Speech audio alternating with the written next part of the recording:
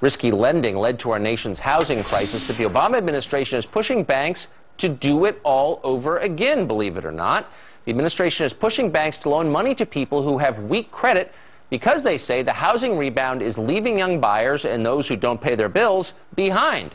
So what does it mean for you, the taxpayer, and is this a good idea? That's a rhetorical question. Joining us now is real estate expert Kendra Todd Group. Kendra, am I missing something? I mean, this actually seems like, A, it should be front page news in every paper in the country every day, and 2, it's insane. Didn't we have a recession because of this, like, recently? Yeah, I mean, it's a real shame we don't know how something like this would play out. Oh, wait! Does anybody remember 1999 when the Clinton administration decided to loosen credit requirements with Fannie Mae and open the floodgates for low-income borrowers into the market, which, by the way, was one of the key contributing factors to the housing crisis in the first place? You know, Albert Einstein defined insanity as doing the same thing over and over again and expecting a different result. I mean, this is just madness, this rhetoric. I mean, the timing is just crazy. I mean, think about the fact that the labor force is at a 30-year low, the economy is anemic, and now is a good idea to allow people with weak credit back into the housing market? Well, it does raise a series of interesting questions, though, beginning with, since we have some sense of why the recession of 2008 began in the first place, the collapse of the subprime credit markets, what has this administration done to make that sector safer for the rest of us? Anything?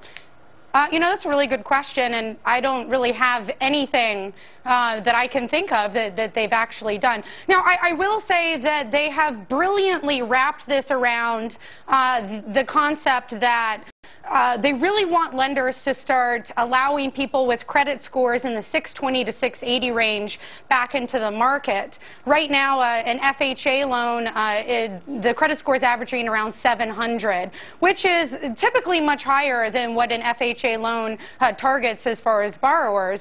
Right. But I think that lenders should be conservative. I mean, look what they just went through. And just the fact that the Obama administration would put up taxpayer dollars and say, listen, lenders, it's okay for you to do these risky loans because the taxpayers will back you up. I mean, it'll just send us right back into a tailspin, and we'll lose any ground that we've got with housing. There you go. And your last point, I think, is the one that we need to reemphasize again and again and again, which is taxpayers are on the hook for this. Taxpayers back Fannie Mae and Freddie Mac. These are not private transactions. They're transactions for which the rest of us are liable, and therefore we have an interest in making sure they're not crazy like this one. Kendra, thanks a lot. That's right. Thanks For joining us.